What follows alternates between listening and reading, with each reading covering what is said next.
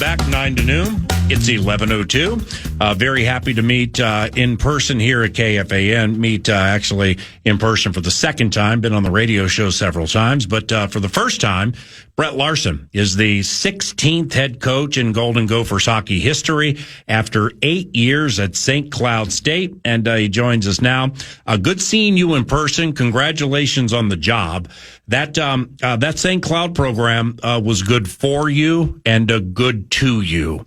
First, what was the goodbye like? It was tough. Obviously, a lot of rumors get out there on social media that things are happening. And the day before I actually was offered the job, I had a team meeting to let the guys know that I was involved and that obviously it would be a huge opportunity for me. And I wanted to make sure that they heard that from me. Was offered the job that night, had to go back in and meet with them again the next morning.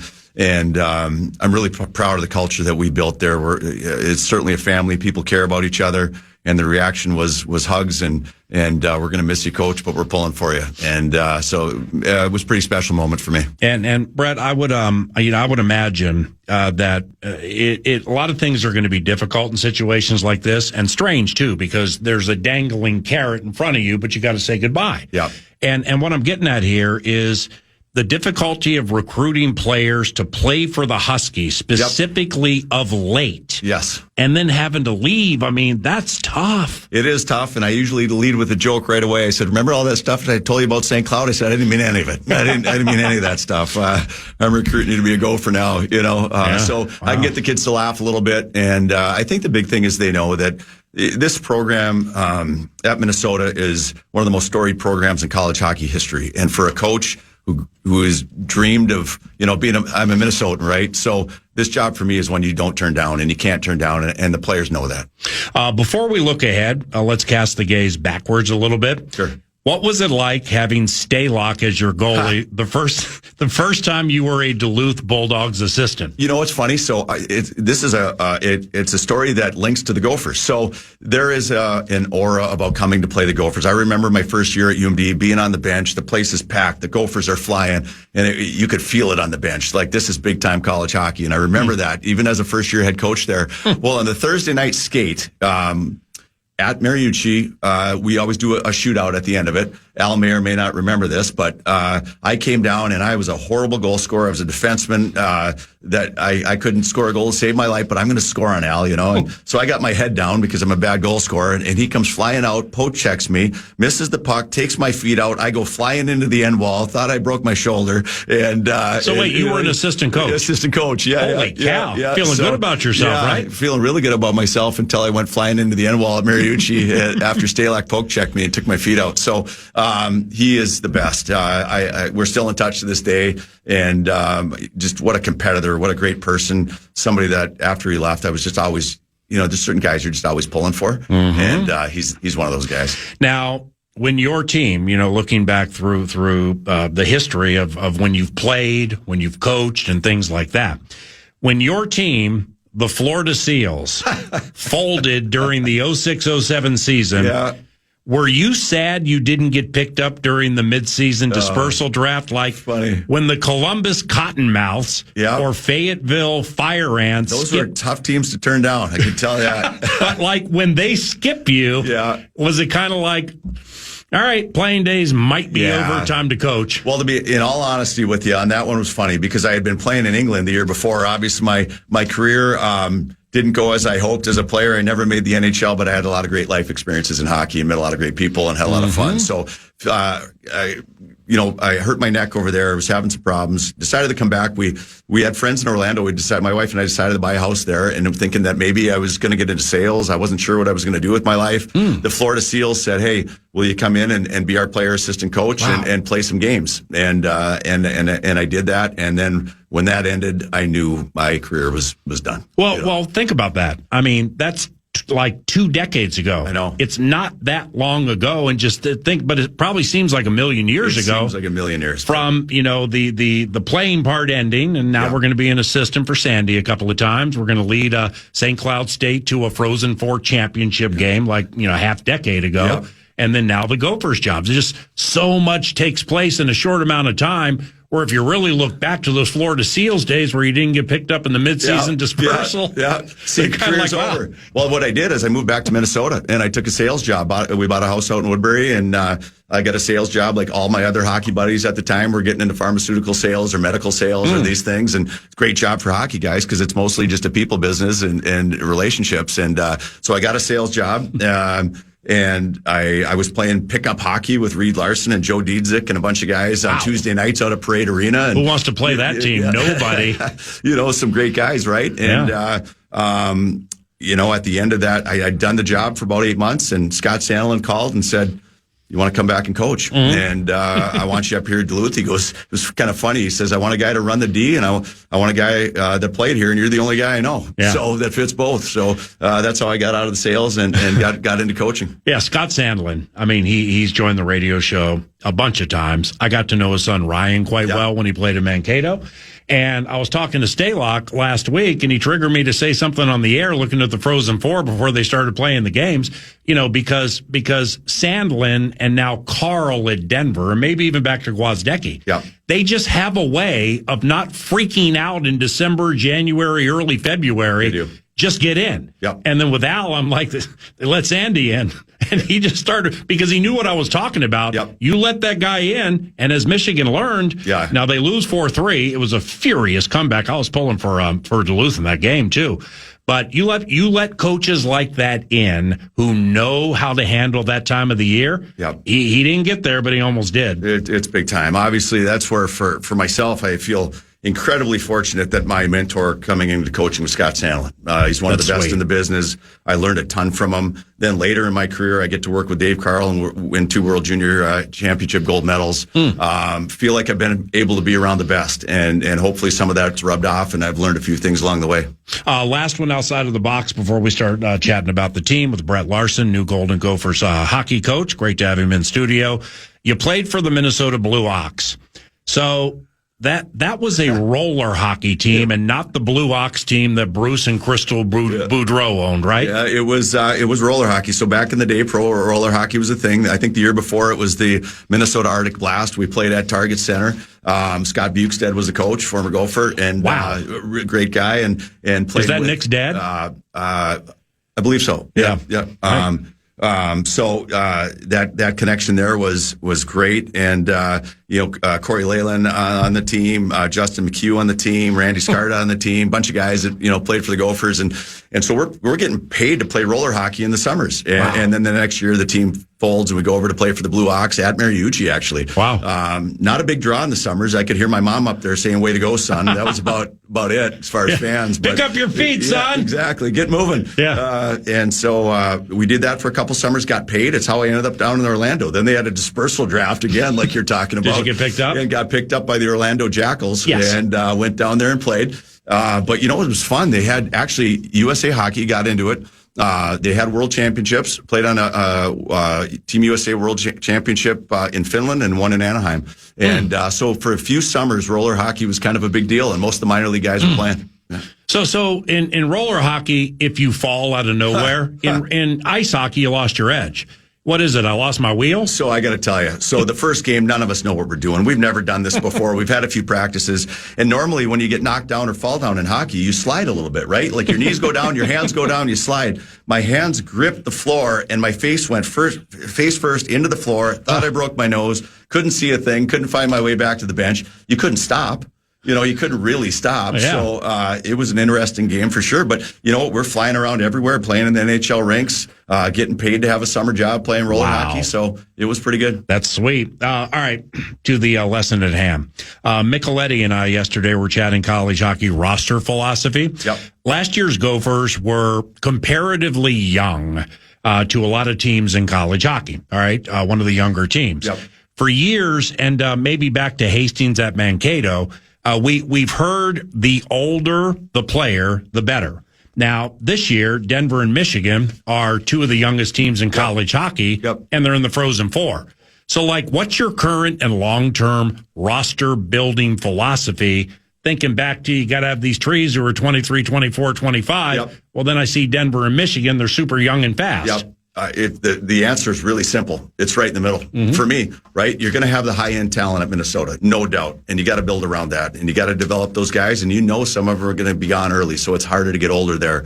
But you need to sprinkle in the right pieces to the puzzle, the guys that stir the drink, whether it's in the locker room or certain roles on the rink.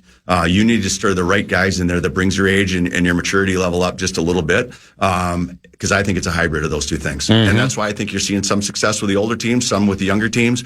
My job here is to build the right roster from a standpoint of high-end young talent with some mature older kids that can fill the right roles. And I think that's where the secret lies.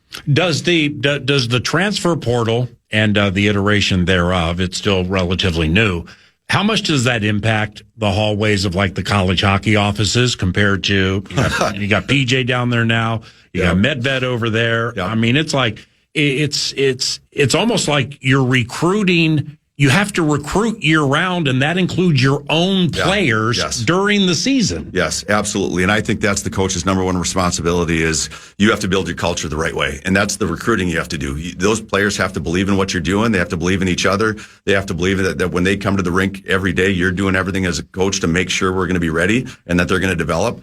And I think that goes to recruiting too. I've always said that your best recruiters have to be your players. And what I mean about that is when we have a kid coming in on a visit, they need to feel that the guys there are having a great experience. They need to feel that they're all in. They need to feel that they're connected to the coaching staff. They need to feel that from those guys because that's the best recruiting you can do because you can't fake that. So if they can feel that your culture is what it needs to be, if they can feel that those players are all in and want to be there and are developing there and they feel they're a part of family, that's how you get a recruit to commit over somewhere else because they genuinely feel that. If I've missed this, and I didn't look online, have you hired assistants? Or is it still the vetting out process? This is, the background checks and things like mine cleared, so that's good. Yeah, that's what I thought, or you wouldn't be here. Okay, so we're not going to ask you to divulge secrets, but nevertheless, you have an idea of who you want. Background checks, the whole thing, so that should come to fruition soon. We're hoping end of the week, early next week, we'll be able to announce the staff. So with assistants, whether they follow you from the Granite City or you pluck them from somewhere else, what's important to you with your assistants? Well, there's a couple things off the top, and it's going to sound cliche, but you want good people. You have to be surrounded by good people. I like some guys that just really, really love and care about this program. That matters a lot to me. And that's where I'm starting. And then obviously they got to be competent in their job. You're looking for a guy that can develop the D, a guy that can develop the forwards, guys that all of us, what my recruiting philosophy is, we're all going to be recruiting. So when I put this team together, it's going to be a team focus as far as our staff and recruiting. So you're looking to fill those roles the right way, but you start with good people and the plus of if I can get a couple guys that really, really already care and love this program, that's a big thing for me too. Has hockey or college hockey, Brett, always been specialized like that where, I got Dave so-and-so, he's my blue line guy. So-and-so's, obviously a goalie coach would be different. But has it always been that specialized? For the most part, usually you have one assistant that's running the power play, one assistant that's running the penalty kill, one of them is running the forwards, one of them is running the D. Those guys are usually pretty competent and good at their jobs. You've hired them for those responsibilities. Now, the rule changed a couple years ago where you can have a third full-time assistant. So that's really helped college hockey. We're really behind in that. So now for me, you can play with that just a little bit more. It's funny because some teams have titled that third assistant general manager, and I get talked about all the time. Are you hiring a general manager? Are you hiring a general manager? Well, essentially, the general manager is an assistant coach that recruits. You know what I mean? So I don't know that we're going to have that title, but we're definitely going to have a guy in charge of recruiting. So. Well, Fred Hoiberg, who coaches the Nebraska Cornhuskers basketball team, used to play for the Timberwolves, coached the Chicago Bulls, good friend of mine for about a quarter century, and he'll join the radio show frequently. And Nebraska got quite good this year. And in chatting during the season with Fred, I can't remember the guy's name, his general manager, and this is a new situation. This guy's vital. I mean, and I would imagine these assistants for you as a head coach, and I don't exactly know how this works, so I want to stay in my lane. You have so many things with which you need to deal that can you be on the road, boots on the ground, so to speak, watching all these high school games and everything you need to see? Is that possible for a head coach this day and age? Because like Fred, when he talks about this general manager, the balancing of things, the working with the NIL, where Fred may have some ideas and come in, and like Brett may come in and close it with whatever company. But there's just a lot you have to do this day and age. There is, and there's a balancing act in that. Obviously, in the summers, I can get out to see the national camps and different things with that. During the year, it's important for me. I'll be out at high school games as much as I can, Tuesday and Thursday nights, and a lot of it, to be honest, is just to be out meeting people and being visible with the program. But yeah, there is a recruiting aspect of it. Obviously, my biggest job is usually on the visit when the player comes in, building that relationship with them, making sure they feel comfortable about the direction of the program and what our culture is. So for me, those are the biggest parts. But I do have to trust, and when this staff is announced, we got to have some really, really, really good recruiters. So I'm excited about that. So when it comes to recruiting, specifically trying to lure high school kids to your program, how much can you get off film, or is it important to be there? And I've just heard this in other sports where it's like, hey, you can get this off film. Yep.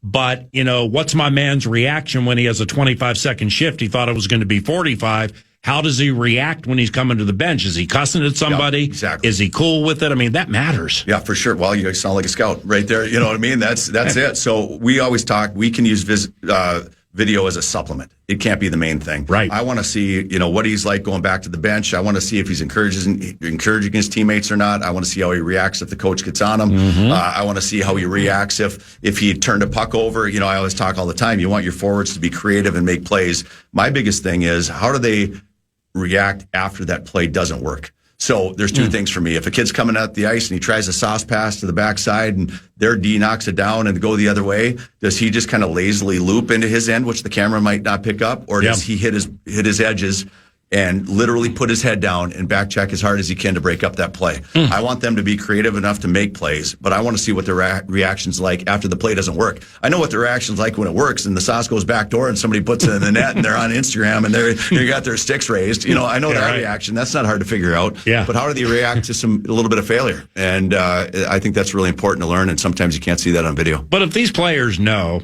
hey, Brett, Sandy, David Carl, they're all going to be here at this game. Yeah. And they act like the former thing you said, zero chance you're coming to this program. Yeah. Then it's easy to check kids right. off. It really is. Brett Larson, new coach of the Golden Gophers hockey team, 9 to noon. This is super cool. Back to the roster building philosophy. and you mentioned the balance. So, I mean, it's like you think, is it true you think you have an elite plan? Like, say, recently here, Faber, Cooley, Lacombe, Ollie Moore.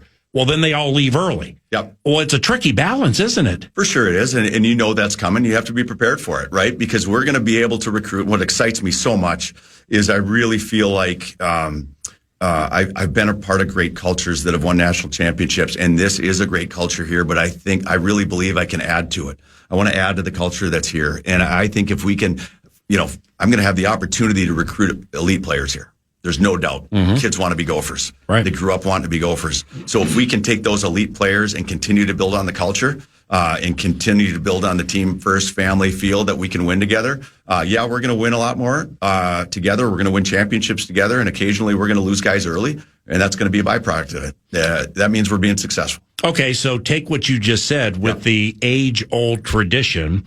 I mean, John Mayasich, Lucia wins championships, and Sonmore, and so on and so on and so on. Mariucci, and Motzko of late. The tradition of playing at Mariucci, got Micheletti up on the mural. This is college hockey immortality here. Yes. But we also have NIL. Yep. So how much does NIL impact college hockey, specifically the University of Minnesota? And do you happen to have fat stacks of NIL cash behind you? I wish. Obviously, for us, it does impact it a lot, but I'm going to take you back to what we just talked about. The Gopher culture has been incredible. One of the best in the country, right? Mm-hmm. My job when I say what I need to do here going forward in the future is being able to manage that, the portal with kids coming in and going a little bit, NIL, how much does money matter, making sure that we find those right balances with these kids, that they actually care about being here. Right. So, and that's where I feel my strengths as a coach has been relationships and building these relationships with the players and making sure that they can trust me. They know I'm in it with them, because it is different now. There are different and new challenges now that we need to make sure we have the right relationships with these kids. So we build trust fast. So going into that, that's part of the NIL. That's part of the transfer portal. That's the biggest challenge, I think, of being a college head coach right now at this level. You have to make sure those relationships are strong because you're dealing with new factors that are influencing these kids' decisions that they didn't have just a couple years ago. Amen. Some of my inside the game college hockey friends have told me when I knew you were going to be in here, that recruiting, I mean, it's the way you recruited at Duluth, and this is before the transfer portal, NIL was, let's say normal and more tradition based, and that you did a really, really, really good job with it, and it was incredibly important to you. I mean, that has to be a benefit. Even family time counts too, and you got like these NIL things, and I hear Johnny might be trying to leave and stuff. I got to deal with that. Ancillary things that weren't there when you were recruiting for Sandy, either one or two times back in the day. So the wisdom that you have recruiting, obviously you can impart on those who are going to be doing a lot of it. But is it the same wisdom? Because you can have knowledge about how the thing works, but the wisdom is found in, okay, we know how it works. How can we implement it here? Yes. I think the wisdom is this, and I don't think one part of it has changed. I still don't. I think the part that hasn't changed is kids want to be around good people. They want to trust the people that they're dealing with. They want to feel like these people have their best interest in heart. I don't think that's changed. I really don't. We got to navigate them through some new decision-making processes. We got to navigate a little bit of a changing landscape when it comes to NIL and portal. But I do not believe that the part about people, players wanting to be around good people and feel cared for, knowing that they have their best interest and being genuine and transparent. I don't think that part has changed. The blue line, the best Gopher teams the last quarter century have had big time defensemen like Leopold, Mikey Riley, Keith Ballard, Faber, Lacombe, and so on. That's a fun list. Big time. Yeah. So how important is it? Like, I don't follow it super closely, but, talking to some people and following some things during the season, there were some times, whether it's youthful vigor or whatever, that the blue line needed to improve. Let's just say that. Whether who you have here now, they're going to come back, or maybe implement new people. So how important is it to get that group back to playing at a high level? First priority. Is it really? Yeah, first priority. It really is. Obviously, I was a defenseman. It's kind of been my specialty a little bit, and I want to make sure this group develops, improves. Obviously, we're going to find any way to make this D-Corps one of the top D-Corps in the country again this year. I'm really excited about that, and I think it's something that we can do fairly quickly. We definitely have some good returners that we're going to help develop, and we're going to make sure that we bring in a couple pieces that definitely supplement that. So that's, to me, as I come here and look at this team, an area where I think we can improve really quickly. And I think a lot of people think defense when you're talking about the defensive core. I'm not. I'm talking power play. I'm talking about let's spend less time in our end getting the pucks to a highly talented group of forwards, so they don't have to spend time in our end, because forwards don't like to play in our end. Yeah, they want to play in the other end. And having a D-Corps that can get that puck out of our end quick, fast, with tempo, with speed, with support. That part really excites me, because I think we're really going to set our forward group up for success, and we're going to do that by being a D-Corps that really breaks pucks out well. We're really mobile, and we're going to be fun to watch that way. You can be like, hey guys, look back here in 2006. I was pinching too much for the Florida Seals. Look what it got me. They didn't even pick me up in the. If these guys find out I played for the Florida Seals, they might not want me coaching them. So I'm going to leave that part out. All right, a couple of quickies to close here for the coach. We mentioned the Denver Pioneers. And they've been to the Frozen Four of the last 5 years and have won like 11 titles. How are they always so good? Well, they got a good recruiting philosophy. They're led very well. It starts at the top for sure. I've worked with David Carl twice. I have a ton of respect for him. I know he has the support at that university. They believe in him. I think all those things just kind of go hand in hand. He hired good people to work for him, to recruit and to help build that program. And he deserves the accolades he's getting. He's a big timer, and he's a good person. That was kind of fun. I didn't know him very well prior to working with him. He was a guy that he was a tough guy when he played, right? Yeah, and we all kind of have our coaching tree, right? The guys that we hang with, and I wasn't necessarily in that coaching tree a little bit. So when he hired me on the World Junior staff, I really looked forward to working with him and get to know him. Great coach, but what I liked is I really enjoyed him as a person too. Really good person. That's great. Coach Motzko was doing a good job here, getting Gophers alumni more involved. So do you find that important? And if so, what are the benefits? Well, big time. Number one, I have to earn trust with these guys right away.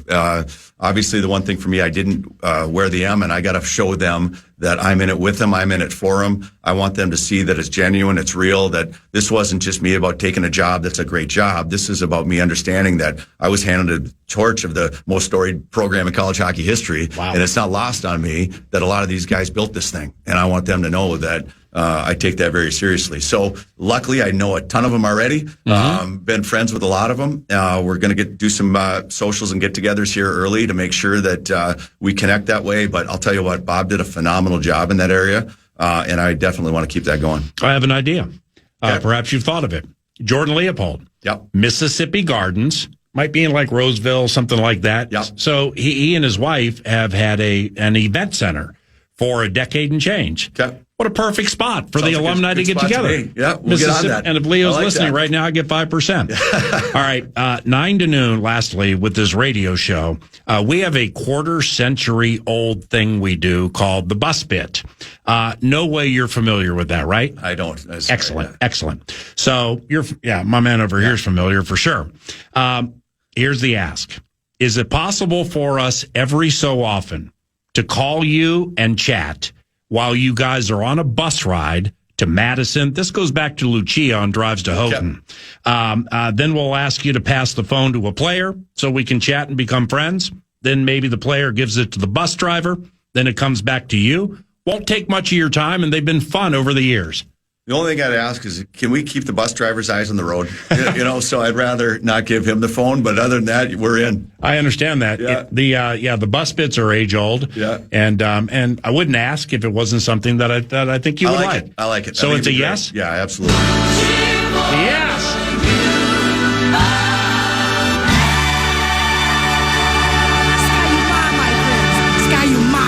That was excellent. Hopefully you enjoyed it. Have fun and let's stay in touch, okay? I really did. Big fan. Love listening to you. Appreciate you. Thanks for having me on. Thank you very much. Appreciate you. Brett Larson, new coach of the Golden Gophers hockey team, 9 to noon.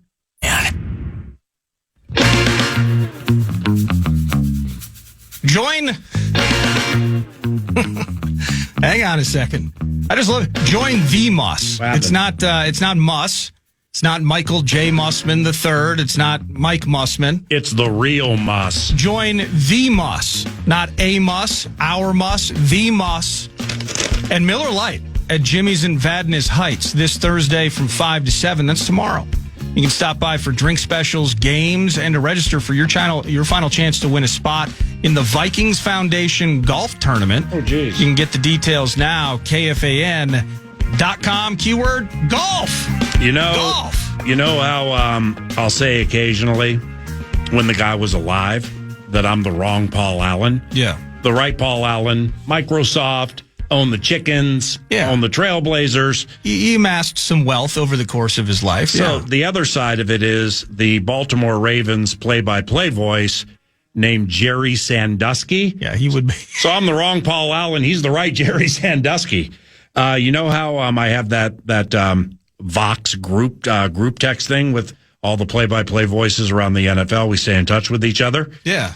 Man, I don't know if this is breaking news or not, but certainly not big here or anything. But Jerry Sandusky, the box for the Ravens, has retired. So I'll admit to you Holy cow. It's not, we weren't going to interrupt your chat with new Gopher men's hockey coach Brett Larson to breaking news. The right Jerry Sandusky is calling it quits on a terrific career in Baltimore. Dave Logan's like good riddance. Just kidding. I did see it. Schefter tweeted it. He did? Yeah. Wow. It was such big news in the NFL world that it required an Adam Schefter X post for that. But yes, the right Jerry Sandusky, what is that? WBAL WYYY Ravens Game Day Network. Jerry Sandusky, terrific Vox for the Ravens. I mean, you sign Stephon Diggs in free agency and the Vox leaves. I don't really know why, but or the head coach leaves and the Vox leaves. Are we? He's got some good skull stories. Is this Finchy? Had we decided that we were going to replay? No, not replay. Finch, if you, we have some Finch if you flinched. And that is my fault because I do not have Finch audio at my immediate fingertips. No, I do not. I made a mistake. We had a really good conversation with Chris Finch earlier, and there were some topics that for Timberwolves fans and local sports fans that we think you would enjoy. One of them included Anthony Edwards, and Chris said after the Dallas game that I read the quote yesterday after he talked about nature gets to win or nature calls or whatever. He credited Anthony Edwards saying, what a wonderful game he had. Holy cow, he played his tail off. And his decisions were quicker. He made quicker decisions. Not he made quick decisions. He made quicker decisions. And the fact that he said quicker, triggered me to ask him, with these quicker decisions, where was it taking place? And this is podcastable. It'll be podcastable after the show, 9 to noon on demand, KFAN.com. I would encourage listening back to this interview because there were some really cool nuggets he dropped in there about the Western Conference and about Anthony and making quicker decisions. Well, and while I apologize for not having those audio clips, it was interesting that he went down that road about the decisions because I think it was Anthony himself after the game. Mm-hmm. Most people remember the viral post where he's like, here's what I was doing. This is why I wasn't here. Mike Conley held it down for me. But he kind of talked about how the pace of Ayo Dosunmu and what they're doing on the floor, in some ways, it forces him to play faster. And so he's got to keep up with them. And I wonder just how, if there's a nexus there between you have Chris Finch complimenting the decision-making and what he saw from Ant with Ayo Dosunmu on the court kind of forcing that action because he just has no breaks.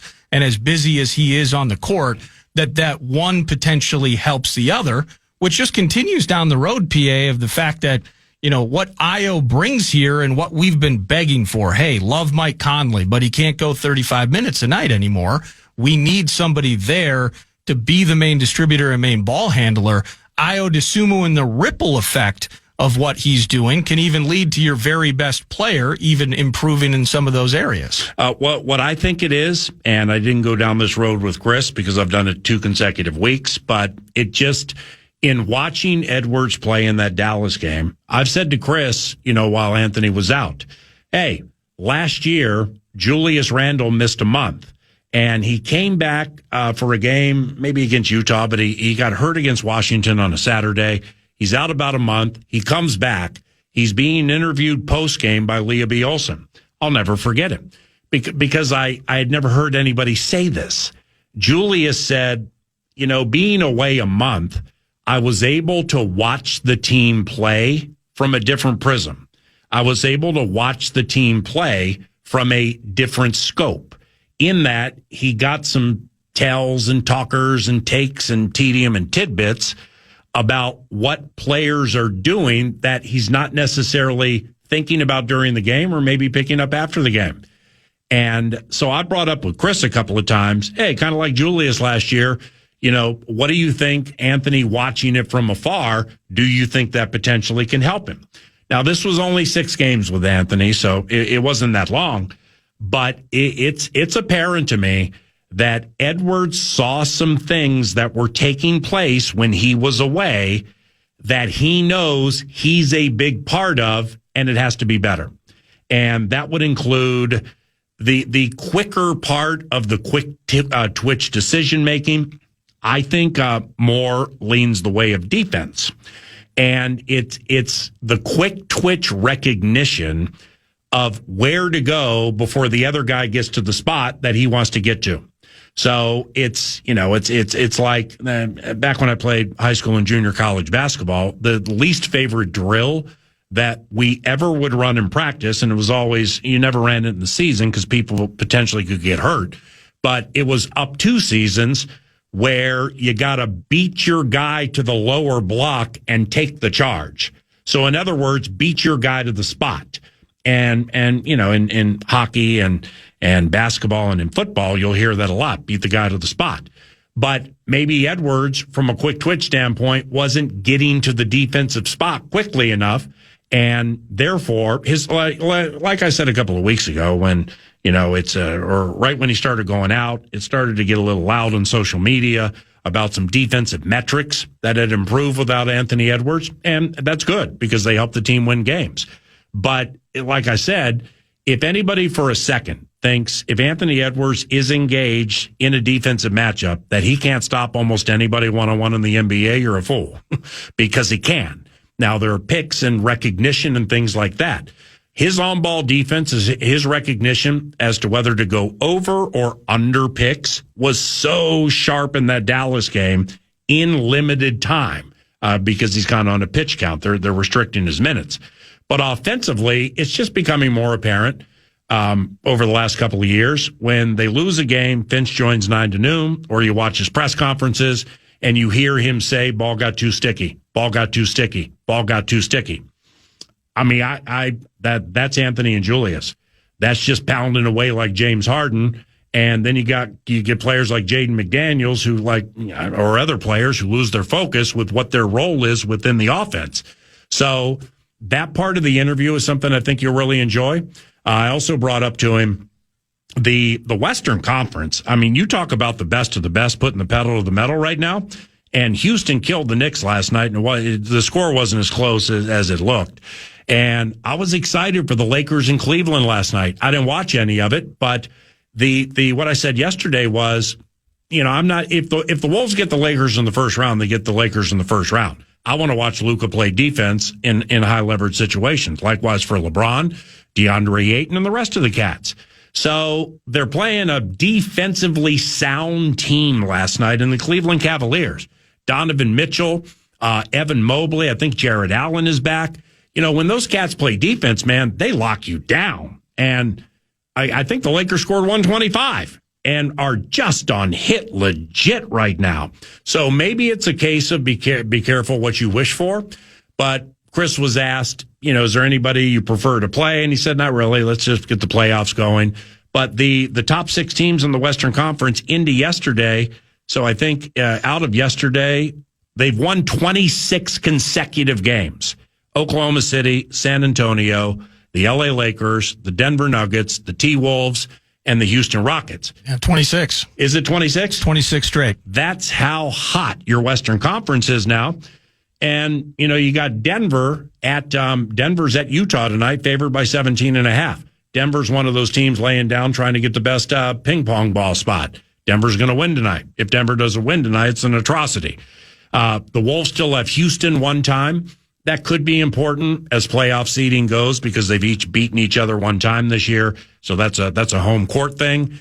But I ended the conversation, podcastable, KFAN.com, talking about the San Antonio Spurs. And the reason I brought it up is because the Spurs play the Nuggets 2 more times this year. And the Spurs are trying to run down Shea so that they care. Utah doesn't care. The Spurs care. So those are big, big games coming up for the Denver Nuggets and San Antonio Spurs. We got to start by beating Detroit, then beating Philadelphia, keeping pace with these Nuggets to get home court in the first round. Back after this. I can't wait. Every game, every moment. Now, there's not a ton of them left, but KFAN brings you the men's college basketball tournament.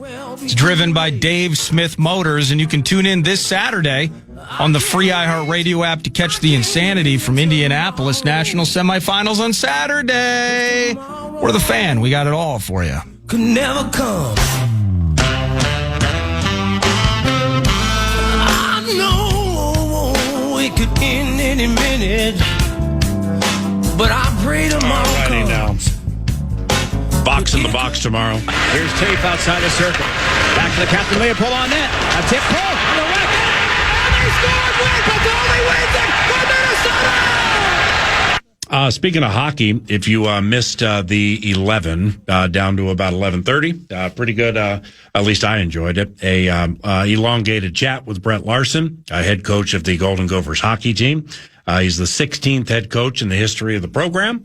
And after 8 years at St. Cloud State University, you can tell that he's tickled and very honored to lead Ski-U-Mah University. You can podcast that, KFAN.com. You did 2 great things during that segment. You locked him into the bus bit, And you potentially roped him into utilizing Mississippi Gardens. Yeah. We'll see how Leo handles that, but I think he'd like it. It is wedding season, right, Leo? So I'm sure you got a lot of openings. But podcast that, whether you are a college hockey fan, a Golden Gophers hockey fan or not. It was an altruistic conversation from somebody who didn't come into the situation real guarded. And I've known Brett in a roundabout way, just through radio, for X amount of years. But, it's been important, to 9 to noon, at least me, for, let's say the better part of a decade and a half to keep the college hockey vibe alive, 9 to noon, taking us all the way back to when I first got here in 1998, was doing a radio show at AM 1130 KFAN off Xerxes in Bloomington. And after Jesse the Body Ventura became governor, myself and Jeff Dubé got the 10-to-1 time slot right in front of Common, who was relatively early in his career. And then Chad and Barrero had a radio show after that, Chad Hartman, Dan Barrero, and Common was their producer. The morning show at that time was Bob Yates, one of the smartest people I've met in the radio business, super quirky, super smart. Bob had the morning show. Jesse had this slot, 10-to-1, but 9 to noon now. And, Dubers and I knew at the State Fair 1998 that there's a chance we're going to get this job, because I can't remember exactly who was running. You had, I can't remember who was running, but at the State Fair, you would see one booth and you would see another booth, and there were like crickets, maybe 5 people at the Mondale booth, and I can't remember who the other person running was. Well, it was Norm Coleman and Skip Humphrey. Humphrey, not Mondale. Thank you. Humphrey and Coleman. And there were people there, but then you saw Jesse's booth. It was like the TSA lines at Hartsfield in Atlanta. Or Hobby in Houston. They were just stretching all over the place. So it was like with Dubers, hey, we might get this job. And so then we get into the job, PA and Dubé, AM 1130 KFAN, and he's having me watch on the crawl on ESPN looking for a Ferris State score. I'm like, who's Ferris State? Well, no, they're playing Quinnipiac. What the hell is Quinnipiac? And then I quickly learned how important college hockey was, A, to him, but B, to this market. And I'll just be straight with you. I've met some of my best friends in Minnesota since coming here full-time in 98 from the college hockey world through the inception in 98. So college hockey always has been important to me and been important to this radio show. And it's great to engage with Brett Larson because we'll stay in touch during the season. Hey, God bless you and God bless your families. Thanks for listening to 9 to noon at FM 100.3 KFAN. Bye-bye. If it's good news or money, leave a message. Podcast today's Paul Allen Show or listen back to previous show and interviews by going to the iHeartRadio app or KFAN.com.